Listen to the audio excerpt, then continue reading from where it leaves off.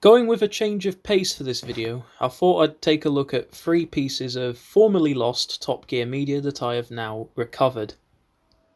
So the first CD we're going to be looking at is called the jam-packed Top Gear CD-ROM. I believe this was released as part of the November 2000 issue of Top Gear magazine. I could of course be wrong here. You've got a basic summation of the contents. If we open this up, you've got these basic instructions on the left and the CD on the right. So this is the first CD I'm loading up right now, the jam-packed Top Gear CD-ROM, released approximately October 2000. So you've got 5 things available here. You've got the Motormouth pub quiz, which I'll show at the end, Travel Assistant, which is something much more interesting than you'd think, freebeep.net internet access, which is likewise minorly interesting, Jeremy Clarkson on MP3, and of course about this CD-ROM, which we'll take a look at first.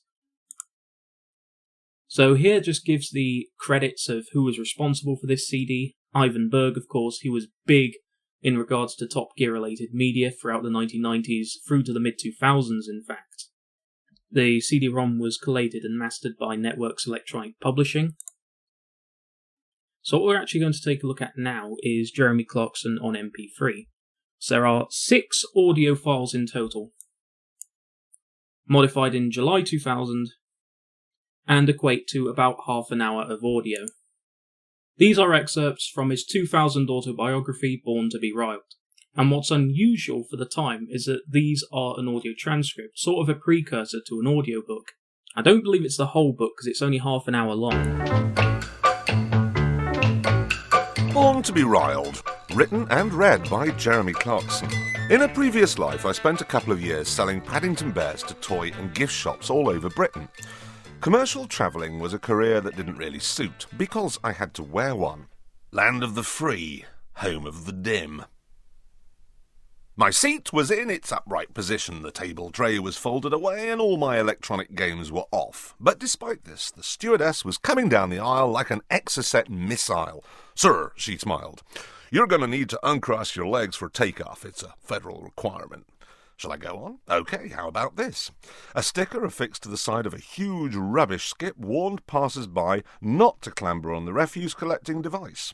That was a bit odd, but underneath it said, and I quote, that it is unlawful to tamper with or remove this notice. If you were to be wrongly charged with murder while in Thailand, I think it fair to assume that you wouldn't conduct your own defence. You don't speak Thai, and you don't understand the nuances of their legal system. So yeah, I'll shut him up now. So progressing on to the rest of the CD, we now have freebeep.net internet access. So as far as I can tell, this doesn't actually have anything to do with the Computers Within Reach scheme, which was coincidentally around late 2000, around the time this disc was produced. This is something that the BBC were offering as an internet service to those who already owned a modem. So of course none of this works anymore. You have to understand it's been 20 odd years, but I'll try and show you as much as I can what this did. There's a basic set of screens which run a system check to see if you have an internet browser before attempting to connect the user.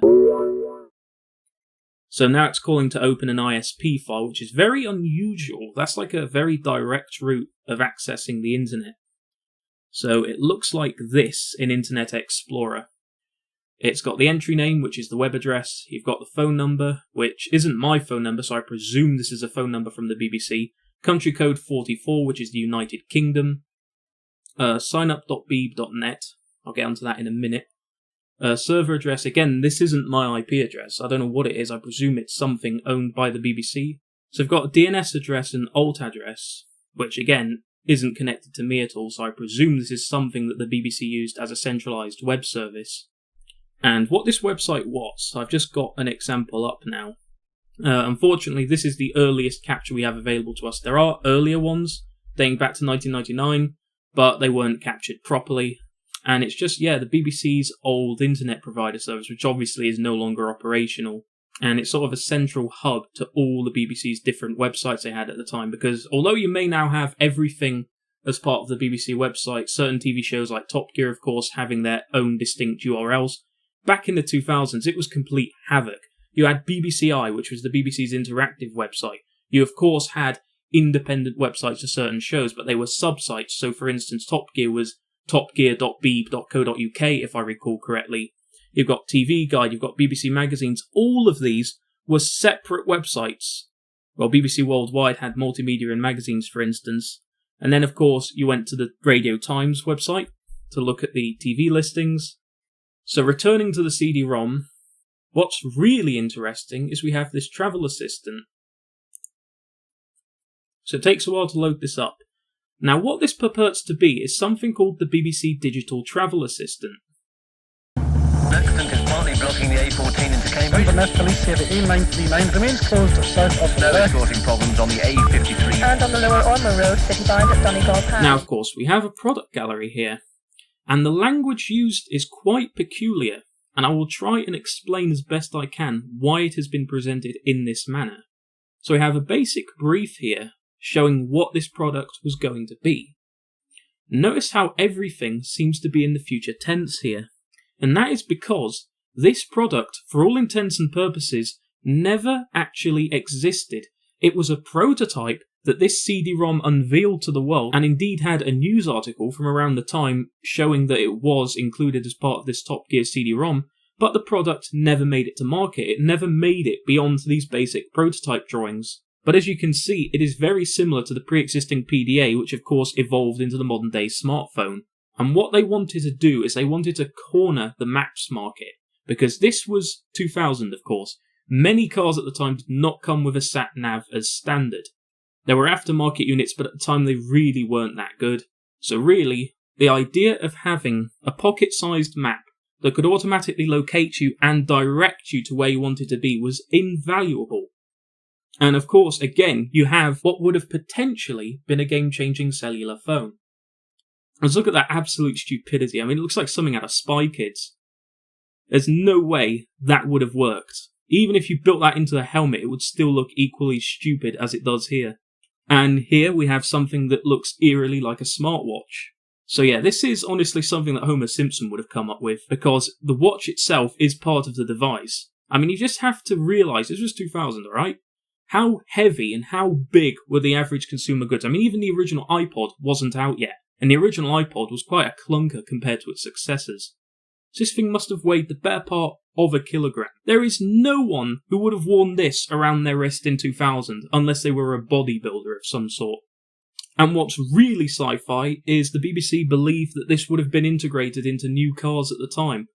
Now, of course, we did get cars with infotainment systems starting to show up around 2 to 3 years after this came out. And I think that's part of why this product never got off the ground, because by the time they were ready to bring it to market, or at least if they made a prototype or two in-house, there were car companies such as Mercedes, such as Ford, that were all unveiling their own basic infotainment systems around this period. So it was expected to be in production around late 2002, early 2003, and of course it never got off the ground. So now we have this demo, and I'll tell you right now, it isn't really much of a demo. So we've got a 3D render of what the finished device looks like. Note that we can't see the watch or anything else, because again, that would have been extremely bulky.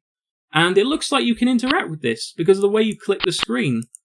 And you click it, and you click it, and you think, is something broken here?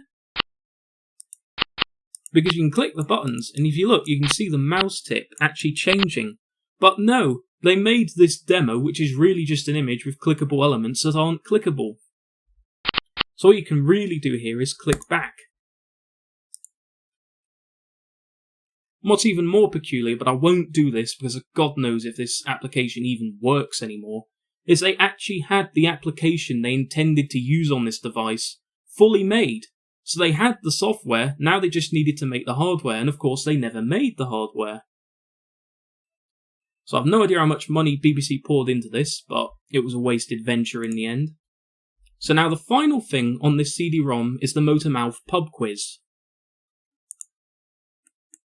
I'll just do a quick demonstration because it does run on 64-bit hardware. So this is the main menu of Motormouth, the ultimate motoring pub quiz. It has support for 6 players, I'll just put 1 in right now, and yes, of course, everything is in Comic Sans, as was the standard for this time. We'll do 1 round, standard game type, since I'm the only person here. So we'll click go, and you get some basic questions here. No idea, so I'll go Giacomo Agostino, and that was right. The Dutch GPs, they were held in Zandvoort, but Nivelle did hold one in the early 70s. The Caprice, that's Chevrolet. The UK's only road legal hover car, I've no idea, it wasn't the Amphi car. Oh.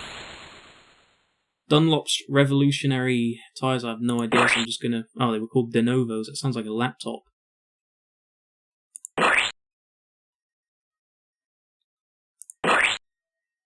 I got off to a good start, but much like many things related to Top Gear, ended up in a heap of misery and embarrassment. So I scored 400 points, which gives me the rank of Sunday driver. And there are hundreds of questions like these, but of course I will dump the ROM on Patreon and eventually put it on the Internet Archive when I finally remember to do so. The next CD we're going to be looking at is the Top Gear magazine CD-ROM, otherwise known as the Ultimate Car Buyer's Guide. Now unfortunately this did not come with a case, it does not appear to have shipped with one given that it was a freebie in the magazine, so we'll have to take a look for ourselves. So here we have the CD-ROM loaded into the device. It's got a last modified date of the 17th of October 1997 at 23:11 hours. So here's the basic contents of the disk. We of course need to install it first, so we'll go run the setup application. And I have already ran this, and believe it or not, it works, despite being from the 1990s and running on a 64-bit machine. So here's the setup, of course. Typical install wizard of the era with the blue gradient. Setup was completed successfully, so now let's go take a look.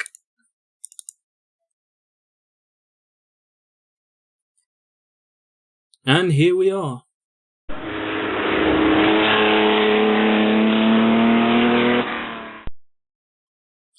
So we're at the menu of the CD-ROM now. You've got Car Chase, which bills itself as the ultimate car finder, Cars by Make, and Auto Jumble.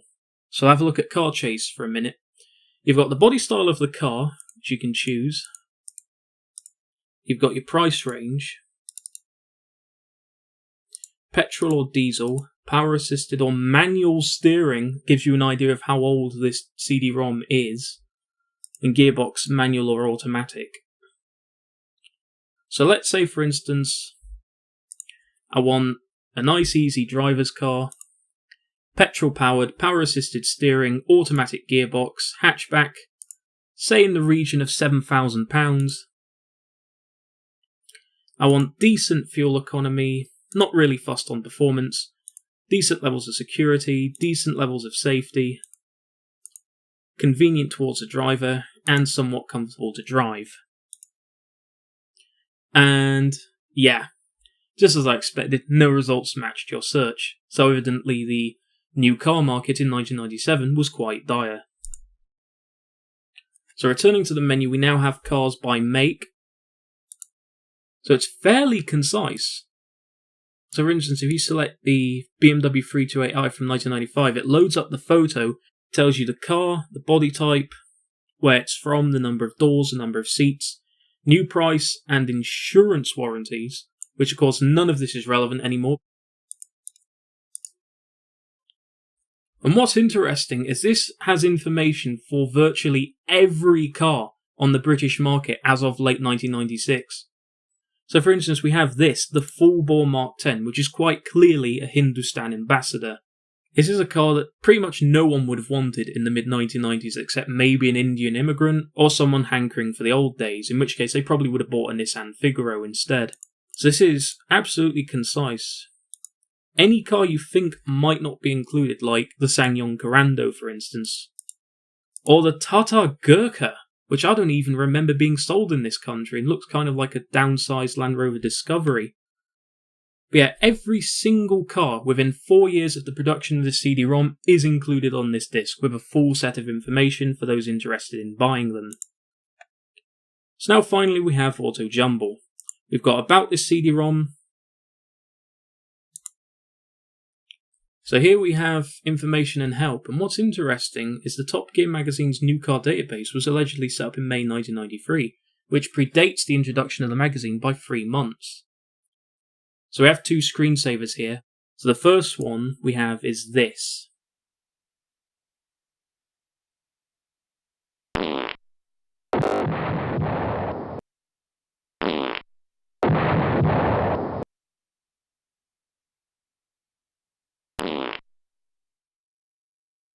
As you can see, this is quite self-explanatory and likely satirises the early environmentalist opposition to the Top Gear TV programme.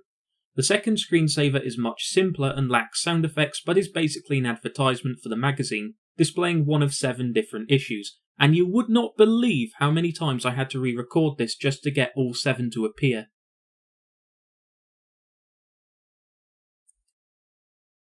And we have this, which is Top Gear on the internet.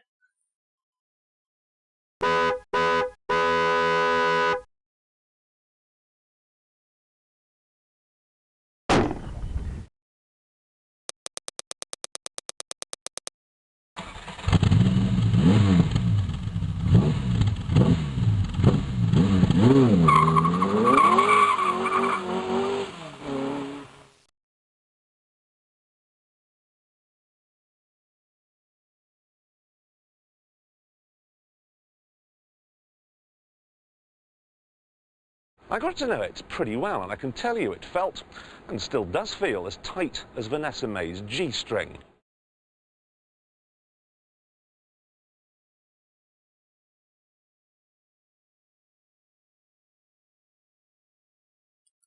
Although it was never really this promo video's intention, this is to my knowledge the first and only in-depth demonstration of the early Top Gear website as it looked in the 1990s.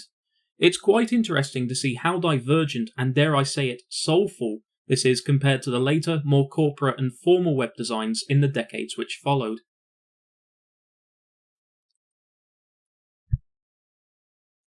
So this is just going over what the Top Gear website had at the time, which is quite cool because of course the website itself no longer exists, at least not in this form, and what we do have is largely incomplete.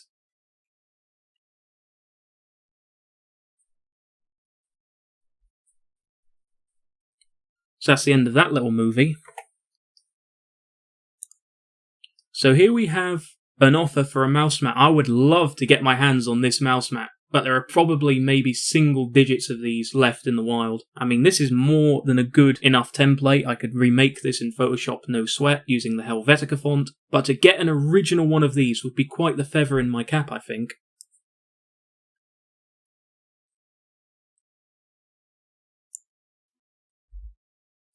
Then we have this. This is a bunch of CD-ROMs that the BBC released for late 1997.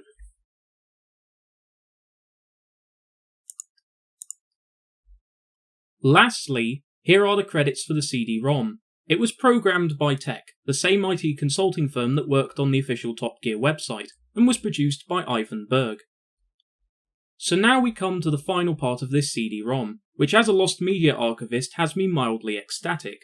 In the section marked Promos and Web Links is a series of clickable web pages. Now, they could have just easily linked directly to the websites in question, but what Top Gear decided to do instead was to capture each car manufacturer's website for posterity. The first of these is for Top Gear themselves, and this is what their homepage looked like on Friday, the 17th of October 1997. Unfortunately, none of these links to the side, nor on the page, are functional, as the BBC just captured the index page for each website, but these are still fun little time capsules from a distant age. Here is what the BBC's homepage looked like in 1997. Alfa Romeo UK's homepage as of 1997. Audi's homepage, really not much going on here. BMW's homepage is a bit more detailed. Caterham's is yet more detailed, advertising the 7 and 21 sports cars. Chrysler's homepage is just a selection of languages. It doesn't appear that... yeah, none of these work. We have Fiat's homepage here, giving me some distinct Gran Turismo 2 vibes, might I add. Ford's homepage. Honda's homepage, where it's interesting to note it's actually the American Honda website.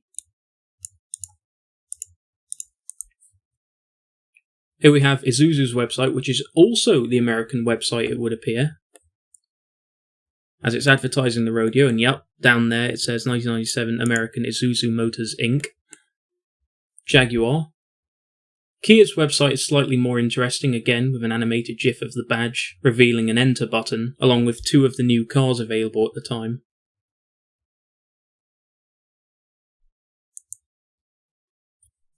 It's quite sad that all these unique website designs, particularly Isuzu's, have all given way to the generic, dull, corporate web design of the 2010s, where all the cars are simply blobby crossovers with little to differentiate them. Lexus, again, another website where it's fairly self-explanatory. Mazda's homepage again giving me Gran Turismo 2 vibes. Mercedes-Benz's homepage. Nissan's again is probably one of the more fleshed out. This was after the Vodafone logo was updated in mid-1997, and they're quite heavily pushing their BTCC team. Peugeot's homepage is also interesting, and like Nissan's, they're promoting their racing efforts. Porsche's website, not much to note other than a gif of the Boxster, which is quite not unlike the one we saw earlier in the disc. Proton's website is surely one of the most interesting car manufacturer websites of 1997, as they advertise what they have for sale right out the gate. Wow, Renault's homepage really didn't have much at all. Rover's homepage is sadly optimistic over the company's future. Subaru's homepage advertising the then new Forester. Suzuki's homepage in 1997, which at this point had been visited over 200,000 times at the time of its capture, was otherwise minimalistic, aside from a scrolling ticker advertising a payment plan for the then new Baleno, in addition to the imminent London Motor Show at Earl's Court. Not really much to say about Toyota's homepage. Here's Vauxhall's homepage as of 1997, which like Suzuki also advertises the London Motor Show. Volvo's homepage is one of the more detailed, and like Nissan's, prominently displays the company's racing achievements. And finally, here's Volkswagen's homepage advertising that year's range.